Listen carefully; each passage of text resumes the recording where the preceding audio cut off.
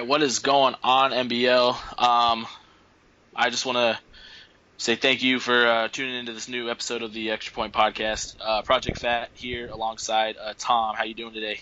I'm doing all right, Project. How about yourself? I'm doing good, man. I'm excited to be back. It's been a long layoff, a lot of stuff going on Oh yeah, right for now, so sure. I haven't been able to get back to the show, but I'm here and I'm ready to get this going. Yeah, no, and again, I want to apologize to our viewers too for the delay here, but we're back and we're ready to go get this thing rolling again, and we all understand. We did hear you were moving across the country. Big move there, a lot of stuff going on. You're still getting settled, so no hard feelings. We all understand. But here we go. We're ready. We're getting this next one out here, so let's do it. All right, so we're going to start off again, just do a little bit of around the league, kind of cover the divisions. I'm going to go ahead and start off with the AFC here. Once again, the New York Jets at the top of that division. It's definitely it's their division to lose. They're 8-2 currently, and they're way ahead of everybody else in that division. The closest team behind them is 3-6. So then we also move on to the AFC North. Pretty close race there. Looks like the Browns are rebounding a little bit from last season. They're up at 6-4, leading that division right in front of the Bengals right now. And then you have the Steelers and the Ravens rounding out the bottom there. And then next we go on to the AFC South. This is a little bit different than what we've seen in the years past. We do have the Texans at top there at 8-1. Behind them are the Tennessee Titans. They definitely still have a chance, an outside chance, but they definitely have one. They need to, get on a little bit of a winning streak here and hope the Texans begin to falter. But I personally don't see that happen, and the Texans are playing really, really good right now. So once again, I think that's their division to lose as well.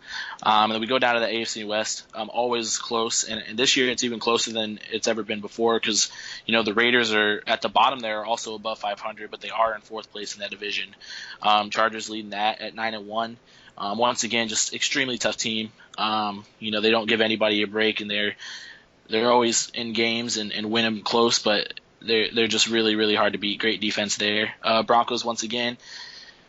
Roman right around that division lead, but definitely looking to get a wild card. And then once again, the Chiefs, they look to be the second wild card team. So once again, it looks like the AFC West is going to be throwing three teams into the playoffs again this year. So right now we have the Chargers, at number one with an overall record of 9-1. The Texans at 8-1. The Jets at 8-2. Then the Cleveland Browns sitting at 6-4, and then the Broncos and Chiefs sitting in the two wild card spots. Like I said, you still have the Bengals and the Raiders as well as the Titans, who still have a shot to get in there. Once again, those are two tough teams in that wild card there. Though, so I think if the Bengals are going to make it in, they'd have to win the division because I just don't see the Chiefs losing too many more games to finish the season here. So, that's the AFC. How about we jump it over to you, Tom, and the NFC? Sure. First, I wanted to say real quick how surprising the standings seem to be this year. I feel like in the years past, most divisions have been really close at this point, but it tends to seem like a lot of divisions this year are kind of already decided.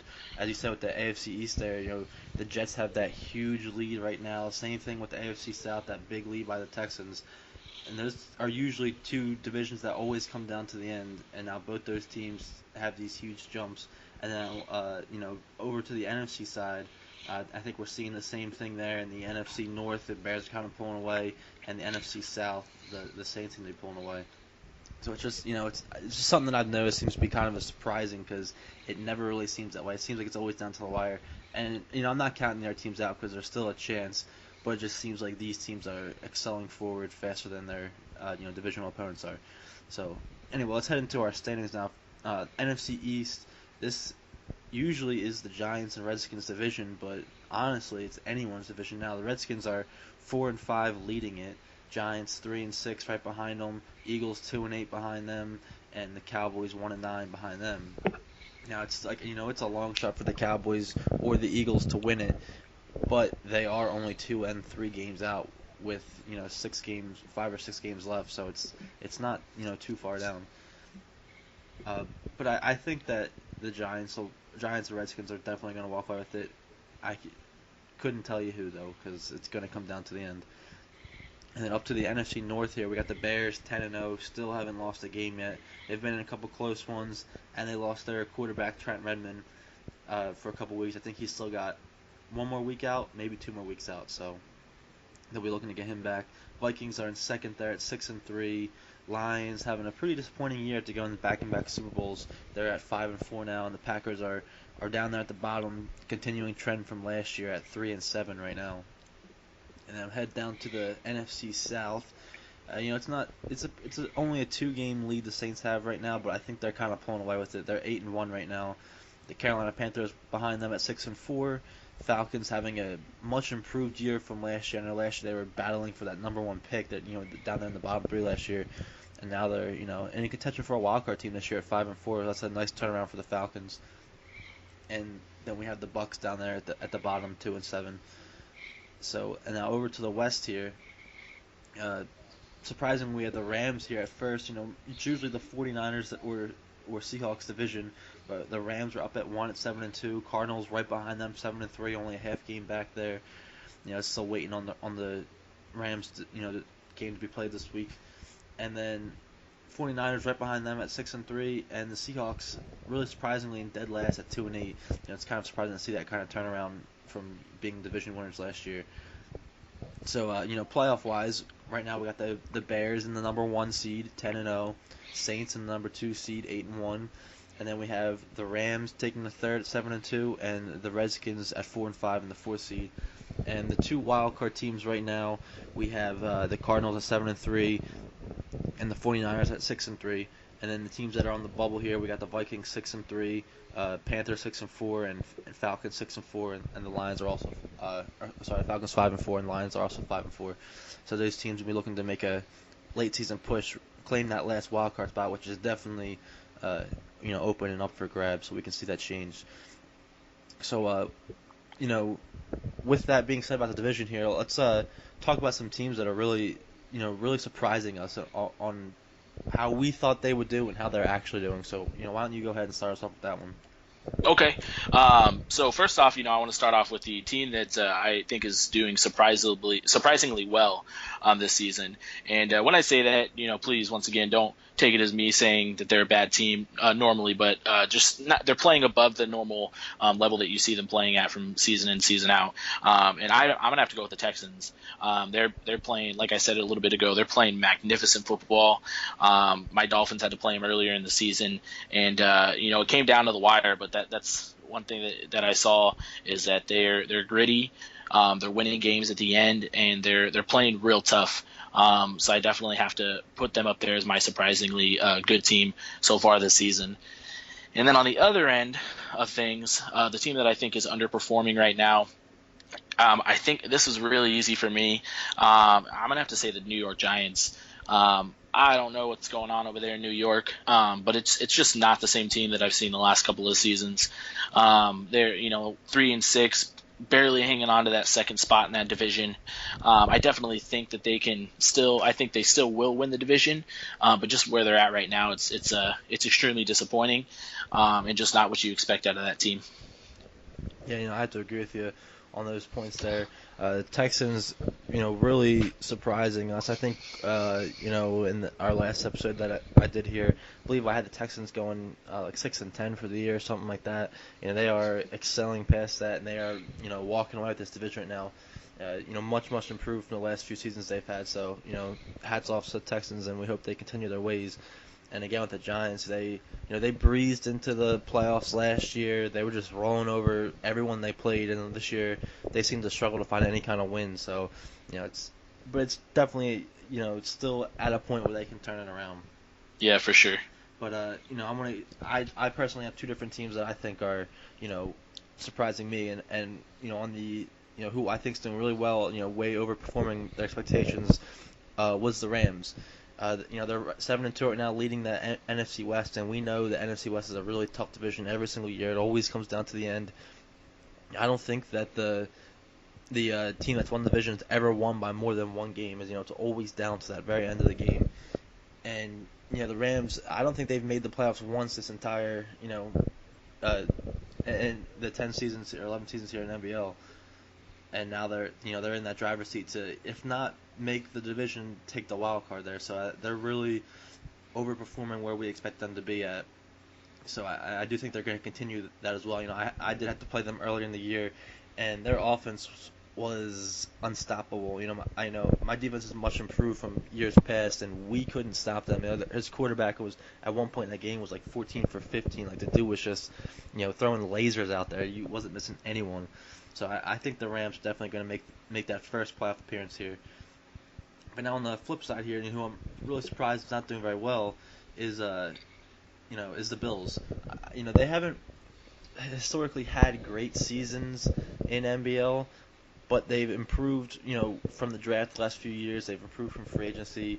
Their team, and last year they upset a couple people. And a few opponents they took down to the very wire. So I really thought this year they were going to turn things around and possibly make a run for the division. Except they're 0-9, and that's not going to make a run for any division. So I'm very surprised at how poorly they ended up doing there. I really thought they were going to be contenders this year, at least trying to push for a 500 mark, and they're just pushing for a first win. So that's our surprise teams there. Yeah, and just to kind of touch real quick on those, like you said, the Bills. Once again, I mean they're doing well as far as like you said, the free agency as well as the draft. They just can't seem to get the team all in the same mindset. They're just having struggles. I mean they're playing great games. I've played them twice this season already, and they have great talent on the team. They just can't seem to get it all put together. And then the St. Louis Rams, I picked them last year when I did my bold predictions as one of my teams to watch. And they didn't make the playoffs last year, but they were much improved. And I think that ownership has things figured out. And like you said, I think this is their chance to make the playoffs and show everyone in the NBL, who the St. Louis Rams are. Yeah, definitely. Yeah, I mean, I know, they're definitely a rising team. They just missed the playoffs, I think, by one game last year. They tied with the three-way tie in the division or something like that. They're making their statement this year for sure. All right, and next up, guys, that's it for around the league as well as our top and underperforming teams this season. And next up, I'm going to flip it back over to Tom, and we're going to go ahead and do our favorite fan favorite segment, the Crybaby of the Week. Yeah, and I know you guys have been missing this a lot. It's like you said, a fan favorite. You guys all want this, and I can only see us going one way. We just had a recent blow up in chat no more than 2 hours ago. And I can't see this Crybaby going any other way than to Backley here of the Broncos. So let's let him do the talking about what was said here.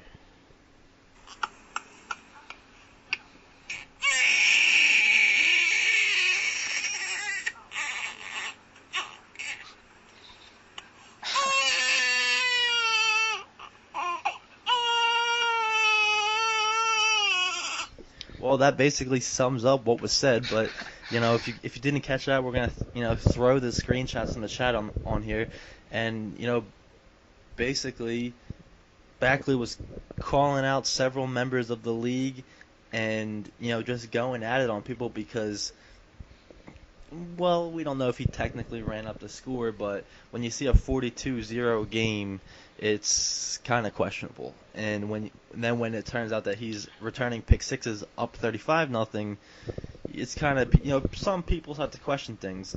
No one was throwing any shots at him. They were just kind of saying, you couldn't have fell to the ground instead of returning for a touchdown.